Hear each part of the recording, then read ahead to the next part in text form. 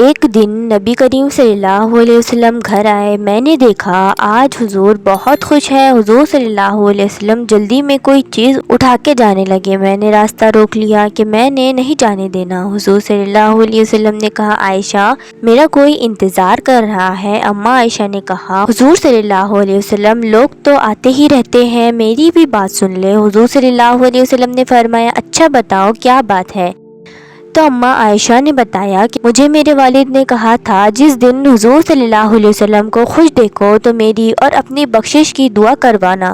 حضور صلی اللہ علیہ وسلم نے ہاتھ اٹھائے، اے اللہ عائشہ اور ابو بکر کو عزت والی زندگی عطا فرما، اے اللہ ان کا حساب قیامت میں آسان فرمانا، اور پھر کہا، اے اللہ انہیں بغیر حساب ہی جنت عطا فرما۔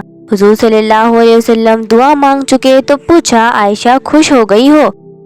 جی حضور صلی اللہ علیہ وسلم ہو گئی ہوں۔ حضور صلی اللہ علیہ وسلم اٹھ کے جانے لگے تو واپس لوٹ آئے اور کہا، عائشہ میری دعا سن کے رو رہی ہو؟ مجھے قسم اللہ کی عزت کی میں اپنی ہر امتی کے لیے یہی دعا دن میں 2 مرتبہ مانگتا ہوں۔